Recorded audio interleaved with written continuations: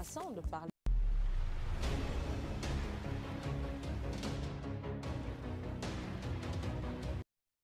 Merci de nous rejoindre dans la deuxième partie de cette émission. Les GG se poursuivent donc jusqu'aux portes de 11h. Vous continuez à réagir sur les canaux que vous connaissez. GG au 8037 si vous êtes abonné Orange, au 657 39 13 13. Ça se passe aussi sur hashtag espace GG. Dans un instant, on va traiter vos réactions sur cette antenne. Cette question à laquelle nous allons tenter d'avoir une réponse dans un instant. Y a-t-il eu un mouvement de fonds impliquant des cadres du ministère des Travaux publics d'une valeur de 26 milliards de francs guinéens sur un compte domicilié à la SGBG? Depuis hier, un courrier imputé au vérificateur général adressé au ministre secrétaire général de la présidence de la République à cet effet circule sur la toile et sur des médias en ligne. Quelle est l'authenticité du dit courrier? Émane-t-il exactement du vérificateur général, M. Alou Diallo? En personne, vous allez l'entendre dans un instant sur cette antenne. On s'intéressera également aux tragiques événements de Zérékoré survenus en marge du double scrutin législatif référendaire du 22 mars et cette sortie du procureur général après la cour d'appel de Cancan, donc qui n'est pas pour plaire à tous, qui a même le don donc de défaroucher. Qu'en pense le Conseil supérieur de la diaspora forestière? Vous entendrez son porte-parole, M. Pépé Moriba Bolamou, depuis Loyo. Il prendra la parole dans cette émission et puis on restera dans un instant aussi, on retournera plutôt dans un instant du côté de Donka, au CTP de Donka, pour entendre un autre malade qui va témoigner aussi à la suite du premier patient, pour donc revenir un peu sur les conditions de traitement et de séjour de ces malades du Covid du côté de Donka. Avant de continuer vos réactions, d'abord sur le hashtag Espace GG, cette première réaction de Adama de Mariam. Je me demande souvent où est passé tous les milliards qui nous ont été offerts par les institutions financières dans le cadre de cette lutte contre le coronavirus. Pourquoi toujours rien ne bouge à Donka malgré l'engagement plutôt des médecins? C'est vraiment dommage. Franchement, c'est Adama de Mariam qui nous envoie ce message. Cette autre réaction de Diakariao Bournumbo de l'UFDG. Bonjour. Apparemment, c'est la fête chez Naïté après le scandale concernant la construction de sa maison qui coûterait des millions de dollars. C'est le tour des cadres de son département, ministère des Travaux publics, qui aurait détourné 26 milliards selon le vérificateur. Il faut être prudent là-dessus. On vous donne toutes les précisions à ce sujet dans un instant. Bonjour les GG. Avec l'ANSS, moi je suis vraiment confus.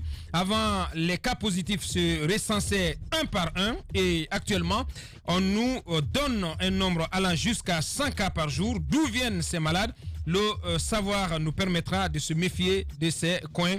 C'est Douglas Binder qui nous envoie ce message. Cette autre réaction de Kébé Moussa. Espace GG. Bonjour les GG, bonjour les auditeurs. On ne peut pas se permettre d'ignorer les revendications légitimes du personnel soignant. Nous demandons au gouvernement de satisfaire le personnel soignant qui est en train de sauver des milliers de vies au péril de leur vie. C'est Kébé Moussa qui nous envoie ce message. Cet autre, c'est qui exactement? Maurice Kourouma. Alors qu'on parle de détournement de fonds publics partout et aucune mesure n'est prise pour clarifier l'opinion publique, les médecins qui abattent un travail extraordinaire en risquant leur vie ne sont pas rétablis et encouragés dans leur droit à la Guinée. S'étonne Maurice Kourouma qui nous envoie ce message. On continue toujours sur hashtag Espace GG avec Mohamed Lamine, le politologue. Bonjour les GG. Vraiment, l'ANSS doit se bouger dans la fourniture des résultats. C'est très dangereux de retarder les résultats et de surcroît, le peuple de Guinée est redevable. Et au personnel soignant, il faut améliorer leurs conditions de vie. C'est fondamental. C'est Mohamed, le politologue, qui nous envoie ce message. Cet autre, Saïkou Oumar Bolé. Bonjour les GG. Je rejoins finalement le président Macron. Cette Covid-19, il faut qu'on apprenne à vivre avec. Parce qu'avec toutes les mesures sanitaires prises, nous n'arrivons toujours pas à combler à contrôler plutôt la chaîne de contamination, c'est mieux d'arrêter de restreindre nos libertés. Ben non, cher ami, quand même, vous allez un peu trop vite en besogne. Il faut continuer à observer les gestes barrières. Sidibé engagé, le personnel soignant qui est au four et au moulin dans la lutte contre la Covid-19 doit être traité conséquemment. Leur revendication est légitime et ce n'est pas une montagne à déplacer. Où vont les nombreuses contributions qui se font à longueur de journée? Se demande Sidibé engagé. Cette dernière réaction sur hashtag #GG, on y va avec, je pense qu'on l'a déjà pris, Kébé Moussa. On bascule sur l'autre plateforme pour retrouver d'autres auditeurs. Oui, c'est un message personnel. On y va avec cette réaction de qui exactement? De Abou Poutine Banco. Je pense que les médecins soignants méritent plus que ça, mais je propose qu'on donne la chance aux jeunes médecins pour leur offrir un recrutement à la fonction publique comme prime. C'est ce que propose donc cet auditeur Abou Poutine. Tanga Suleiman qui va aussi, on va encore prendre une minute pour consacrer aux SMS de nos auditeurs. Bonjour les GG, bonjour Abakar. À l'ANSS, il y a de la lourdeur au niveau de la bureaucratie. J'ai pris le président de la République de s'impliquer lui-même. C'est Tanga Suleiman qui nous envoie ce message. Aboubakar Bigop qui se signale également. La Guinée est un pays de paradoxe. Quand les autres États sérieux sont préoccupés à donner les moyens aux structures sanitaires de leur pays respectifs afin de lutter efficacement contre la Covid-19, hélas, le nôtre est préoccupé à mentir, à voler, à kidnapper. Toutes les voix discordantes opposées à leur gestion malsaine et honteuse de notre pays. Une justice aux ordres d'un système corrompu et mafieux à Moulanfé. Très dur ce matin. Ah ouais, que des mots assez forts de la part de Aboubakar Bigop. Fodé Baldé qui revient en voulant éperdument incriminer le FNDC. Il lève le voile sur l'incapacité de nos forces de défense à assurer les fonctions pour lesquelles elles sont payées, protéger nos frontières. Citer des pays, c'est provoquer un incident diplomatique futur. Ça aussi, c'est du Alpha Land. C'est Fodé Baldé donc qui insiste. Sinani du côté du RPG à Cancel. Bonjour les GG, c'est très important que l'ANSS prenne cette histoire des primes des travailleurs qui se battent nuit et jour pour lutter contre le Covid-19. C'est Sinani donc qui nous envoie ce message. Deux dernières réactions. Salenko du mouvement NVG, c'est une magouille déguisé en business à l'ANSS. C'est normal de mettre ces médecins dans toutes les conditions possibles. Il y a beaucoup d'argent là-bas. Reconnaissons les efforts de ces soldats à leur vivant. Prenez garde, chers soldats.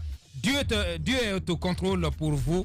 Yagi Nara, c'est Salenko qui nous envoie ce message. Deux dernières réactions, on y va au niveau du RPG à Cancel avec Karfa Mouriakaba. Certes, il y a des difficultés dans la gestion de Covid, mais les autorités de l'ANSS et les médecins traitants font leur mieux pour stopper ce virus. Même en France, les médecins se plaignent.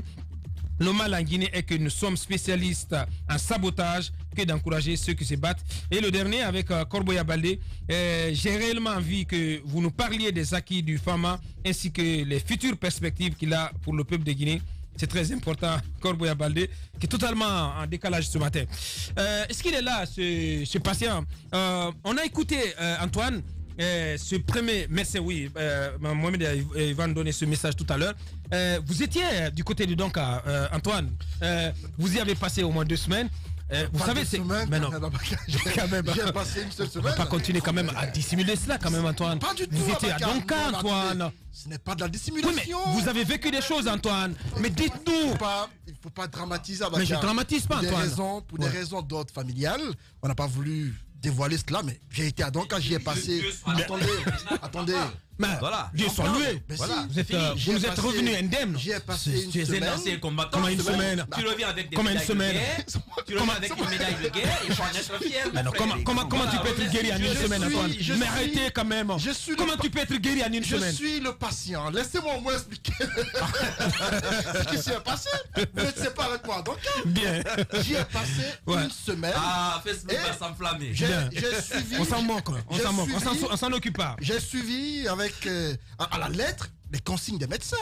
Il y a une semaine, c'était déjà bon. C'était bon. Le tour était Donc joué. nous n'avions pas suivi cela à la lettre. Bon, je ne parle pas de quelqu'un, je parle de mon cas. Bien. Ton cas, je ne sais pas ce qui s'est passé. Ouais. Non, Donc, dans ce studio, le seul qui est pour le moment épargné, c'est Bassiko. Ce qu'il faut Et dire. on prie Dieu qu'il en reste ainsi. prions vraiment Voilà. que, voilà. Qu'il ne soit pas contaminé. Ce qu'il faut dire pour le cas de ce patient qui s'est exprimé, c'est que à Donka, il y a des personnes qui ont passé près de 2 mois, qui y sont encore. Attends. Là, je vous l'assure. 2 mois? C'est des cas qui existent.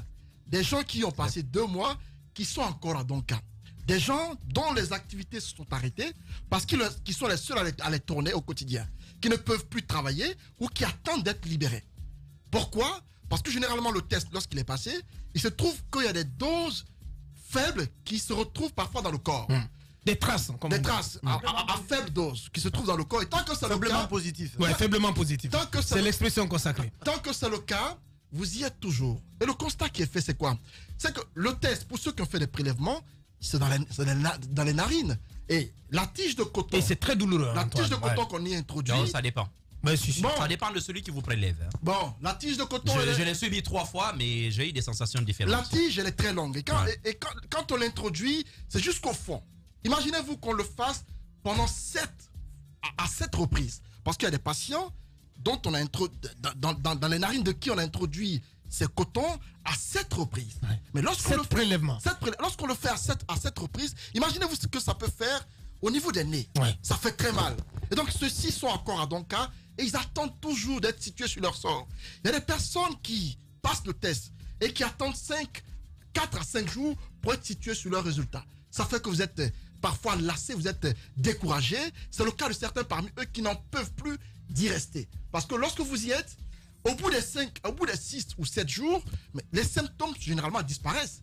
Donc vous devenez comme un peinard. Vous êtes Non, là, en général d'ailleurs, après 3 jours de traitement, les symptômes Disparaissent. s'estompent complètement Justement. après les 3 premiers jours. Donc- et au bout de 6 jours, votre traitement est fini, mais vous sentez peut-être la faiblesse, l'asthénie pour ceux qui ont été très malades. Mais ceux qui sont faiblement malades, au bout de 6 jours, 7 jours, vous vous sentez bien. Justement. Donc, Voilà, ce mais qui la se passe, c'est convalescence, qu'il il faut le y dire, a quand des même, est très malades, longue. l'attente fait que la maladie elle-même ne vous fait rien, mais c'est l'attente qui devient pesante. ça devient, le stress. ça devient stressant. Le stress. Et vous devenez comme quelqu'un qui est en prison, qui Ouais. ne peut plus rien faire. Ouais. Vous ne faites que dormir, manger et faire des tours dans le balcon. Et finalement, vous devenez sportif sans le vouloir. Et donc, parfois, je faisais des tours dans les couloirs et tout cela. Et j'avoue que c'est différent. Pour autant, tu n'as pas duré à Donka. Sincèrement, j'ai pas eu de symptômes. C'est la raison pour laquelle d'ailleurs j'ai pas voulu en parler parce que j'ai pas subi au même titre que les autres. Tu étais un porteur asymptomatique. Asymptomatique et donc j'étais parmi ceux-là qui n'en pouvaient plus d'y rester. Et lorsque les résultats me sont parvenus, je ne pouvais plus. On me les a donnés à 21h moins. Et on m'a demandé de passer la nuit pour retourner le lendemain. J'ai dit non, je vais rentrer cette nuit. Parce que si je passe cette nuit-là ici, je ne crois pas que vous pourriez me contenir parce que je n'en pouvais plus. J'étais prêt à faire de la rébellion. Justement parce que mon résultat avait pris du temps. Tu pouvais pas Non, te permettre quand même. C'est une, Bah, c'est bah, une- à c'est une supposer, façon- alors, à c'est supposer une- que tu c'est une façon as de été parler. amené à faire et moi. C'est une façon- Alors ta cervelle allait exploser C'est une alors. façon de parler, comme pour dire que lorsque les résultats durent, ça devient stressant pour le Bien, malade. bien. Et de façon, sur le plan moral, Bien. ça se fait prendre un coup. Bien. Aboubacar, il y a des personnes qui ont souffert d'hypertension. Attention, ce que je dis là est très sérieux. Je pense que la prise en charge psychologique des patients doit être renforcée. Vous savez, il y a cette ONG dirigée par professeur Chérif. Professeur Chérif, cet Oui, écrivain-là, effectivement. qui passait de cabine en cabine. Moi, je les ai reçus plusieurs fois. Mais je pense qu'il faille renforcer ce soutien psychologique pour les malades. Bien. Parce que je connais personnellement des cas où des patients, à cause du stress, ou peut-être même des médicaments, je ne sais pas, mais qui ont développé notamment l'hypertension alors qu'ils n'en souffraient pas au moment d'arriver à l'hôpital. Je connais personnellement le cas d'une haute personnalité de ce pays comme ça. Bien. Je connais comme ça le cas de personnes qui, juste là-bas ou juste après, ont commencé à développer des problèmes de gastrique. Donc, et personnellement, j'avais commencé à avoir également ces petits signes.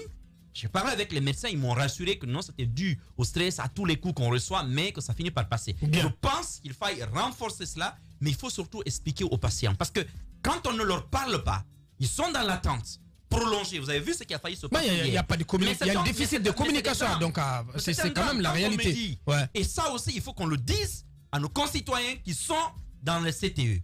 Ce n'est pas normal de s'en prendre au personnel médical. Alors, pas du tout. Hein. Ce n'est pas normal. Vous ne pouvez pas vous en prendre à des gens qui mettent leur vie en danger pour vous sauver.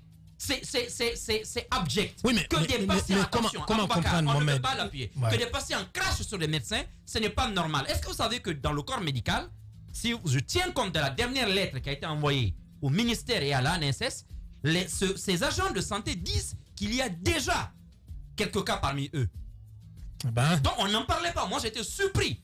C'est Zachary qui m'a envoyé tout à l'heure le courrier. J'étais surpris de voir ça. Donc il y a eu des cas. Donc ils ne communiquent pas là-dessus pour ne pas effrayer tout le monde, mais ils disent qu'ils sont le deuxième facteur de contamination pour la population si on ne fait pas attention à leur situation. D'où leur demande de 4 bus et puis l'hébergement et autres. Je pense le minimum. Que l'État doit revoir ça. Bien, Mohamed. Allez-y, Basseko, pour clore. L'une des recommandations... Parce que je voulais aussi quand même qu'on insiste sur ces prélèvements qui se perdent. À quel niveau les résultats où les prélèvements se perdent, c'est quand même l'une des raisons qui explique le séjour prolongé de certains patients. Ça ne se perd pas. Je vais vous expliquer. Selon les informations que j'ai pu avoir et des observations que j'ai faites, c'est que parfois les médecins sont gênés d'apprendre souvent les nouvelles aux patients. Lorsqu'un patient est à l'attente de son résultat durant une longue période, lorsque une fois vous lui avez dit que c'est négatif, c'est encore positif, 2 fois vous le lui avez dit, parfois il est gênant pour eux de tout le temps revenir pour leur dire que votre résultat est négatif. Parfois l'astuce qu'ils trouvent, c'est de leur faire comprendre que le résultat a subi des soucis. Il faut reprendre l'examen. Oui, mais il y a des cas, vous comprenez? Il y a des cas où c'est même le premier résultat. Nous, on était là-bas. Oui, bien sûr. Nous, on était là-bas. Il y a des gens qui étaient en attente, leur résultat. Non. C'est pas toujours ça. Il y a des cas. Voilà. Ça, c'est la plupart des cas. Lorsque, généralement, vous êtes testé positif, lorsque vous faites l'examen et que ça s'avère positif, on a du mal parfois à revenir tout le temps vers vous pour vous dire que c'est positif. Lorsque c'est négatif, généralement, vous recevez le coup de fil où on vient vers vous pour vous dire que vous pouvez sortir. Parce que souvent, les médecins, c'est souvent gênant pour eux de tout le temps le faire. Et cela, ça m'a été confié par un des membres du corps médical. Ça peut être une explication. Qui souvent ont du mal à venir vers les malades. C'est souvent gênant pour eux. Bien. C'est quoi pour clore? Oui, je disais que l'une des recommandations du conseil scientifique, c'était de rendre les résultats des tests disponibles à moins de 48 heures. Mais aujourd'hui, vous constatez qu'il y a encore des problèmes, notamment pour des personnes qui viennent se faire dépister et qui attendent longtemps et qui sont obligés de rentrer à la maison pour attendre quelques jours et qui prennent des contacts avec d'autres personnes dans les quartiers, et ce qui peut être aujourd'hui à l'origine même des contaminations communautaires que nous connaissons dans les quartiers. Deuxièmement, vous avez des patients aussi qui, après avoir observé les 7 jours du protocole thérapeutique, eh bien, 6 jours. 6 jours, oui, 6 jours. Maintenant, le 7e jour, vous faites un prélèvement. Et puis donc, il y a souvent du retard. Vous devrez faire le prélèvement au 7e jour. Vous êtes obligé d'attendre le 8e jour. Donc, il y a énormément de problèmes. Moi, je pense que l'un des gros défis aujourd'hui auxquels l'ANSS est confrontée, l'administration du CTE donc est confrontée, c'est de rendre les résultats de ces tests-là disponibles, notamment pour les malades, parce que ce qu'il faut éviter, ce sont les risques de réinfection au niveau du sang. Il y a des cas aujourd'hui, on a été saisi par de nombreux cas, des gens qui sont restés, qui ont suivi le test après, qui finalement se sont réinfectés. L'autre cas aussi qu'il faut signaler, c'est aussi des résultats parfois qui viennent, mais qui en réalité ne confirment pas le statut même vraiment du malade, du patient, où on vous dit que non, le test que vous avez réalisé, eh bien, c'est volatilisé dans la nature. Ouais. Moi, je crois que dommage, je crois que faut réorganiser tout cela et maîtriser. C'est de l'irresponsabilité. C'est de l'irresponsabilité. On ne peut pas jouer avec le statut des gens. Bien. Je crois que l'ANSS doit beaucoup travailler à rendre les résultats disponibles, mais aussi on ne peut pas continuer à dire à des patients pour dire que vos résultats se sont volatilisés. Moi, je pense que c'est des aspects progressivement qu'il faut maîtriser, il faut corriger. Bien. Et j'insiste vraiment là-dessus, il faut véritablement communiquer avec les patients pour justement, Basseko, merci. Et illustration de ces problèmes donc avec les tests, avec l'ANSS bien entendu, ces témoignages. J'ai effectué un test le 26 mai, on m'appelle le 27 mai via la DCS de la commune de Matoto pour me dire que le résultat est positif. Je me présente hier au centre du camp Alpha Diallo pour ma prise en charge vers 14h10. Alors, on m'installe dans ma cabine, s'ensuit mon enregistrement.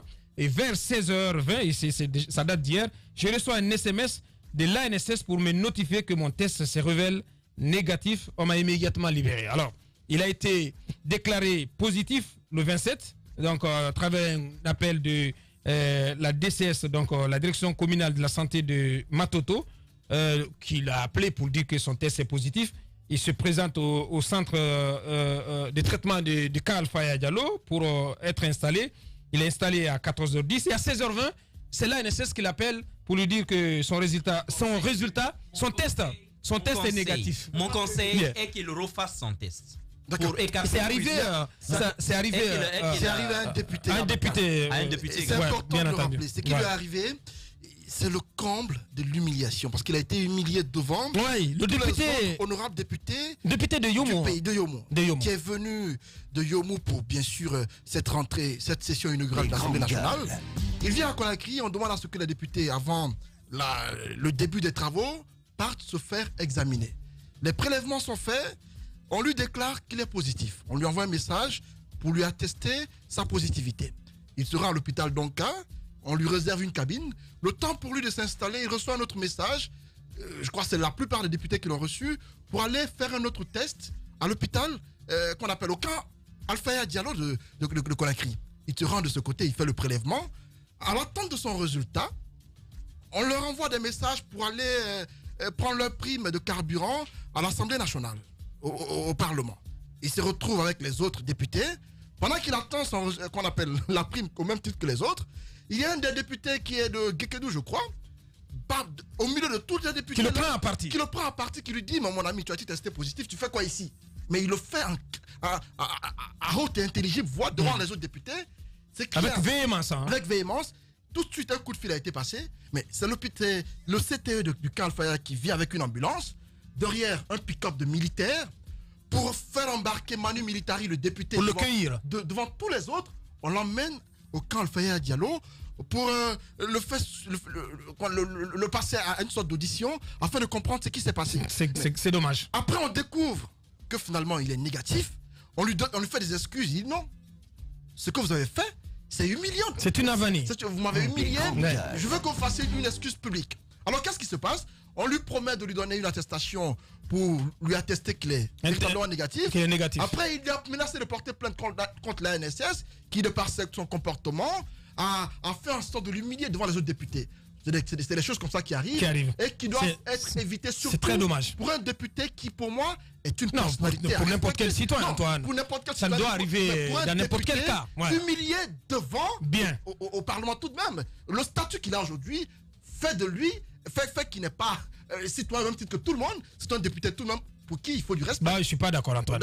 Ça doit s'appliquer à tout le monde. Merci les juges. Le pouvoir. L'idée des grandes gueules n'est pas d'être un petit village dans sa fierté face à tous les autres journalistes qui auraient renoncé. Ce que, de plus, nous ne croyons pas. Notre idée est plutôt de faire école, d'aider tout le monde et de constituer un laboratoire utile à tout le monde. Ici commence l'actualité de la Guinée. Bienvenue chez les GG. Les journalistes accoucheurs